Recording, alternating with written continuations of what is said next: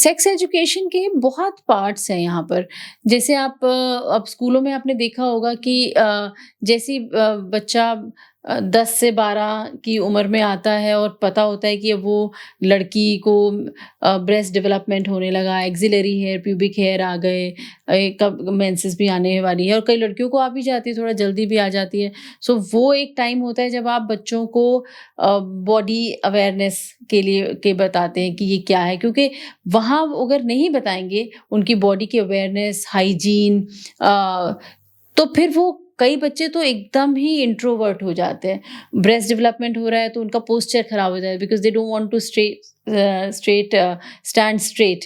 वो ऐसे आगे की तरफ झुकने लग जाते हैं।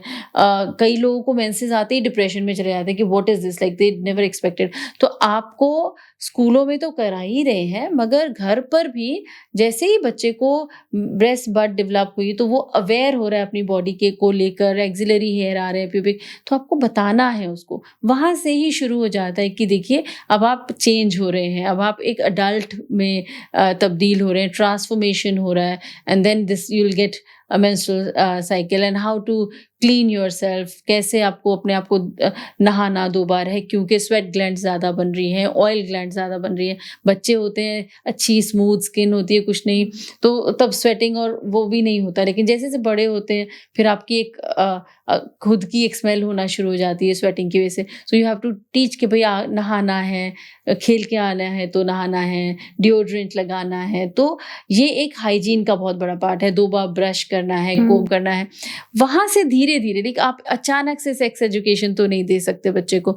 धीरे-धीरे बढ़ के 12 का हुआ, 14 का हुआ, जब वो एक्सप्लोर करना शुरू करते हैं और आपने देखा होगा, सुना होगा कि बॉयज़, गर्ल्स दोनों मास्टरबेट कर, तो उनको पता नहीं है, they just want to explore their genital area, तो वो उसको रब करते हैं, they like it and they start enjoying it. Then you have to don't मतलब आप उनको गुस्सा मत करिए।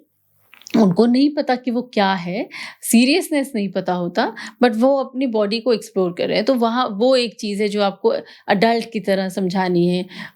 फिर जब और थोड़ा बड़ा बच्चा हो जाता है, 14 का, 15 का, तब आपको बैठ के उनको बताना है कि see how anatomy is different and what are the consequences. Because problem यहाँ पर ज़्यादा ये है कि एज़ अ पेरेंट हमें ये लगता है कि एक 13, 14, 15 साल का लड़का या लड़की दूसरे, अगर मौका मिला तो अपने साथ के बच्चों के साथ कुछ नहीं, मतलब they would not explore each others body और they would not touch each other, जबकि ऐसा नहीं होता है। अभी 14 साल या 15 साल के लड़की और लड़का अगर एक कमरे में अलग हो गए बैठे हैं तो दे माइट स्टार्ट, ओके। जब तक आप उनको बताएंगे नहीं कि ऐसा हो सकता है, you might feel attracted towards, you might feel like exploring her body और हिज बॉडी, तो तब तक वो उन्हें लगेगा कि ये तो हम ही पहले लोग हैं जो कर रहे हैं, है ना। तो वहाँ से धीरे धीरे आपको, अगर आपका बच्चा, आपको लगता है कि मास्टरबेट कर रहा है, तो उसको उसके वो बताइए कि ठीक है, that is okay and you don't have to hide anything from me.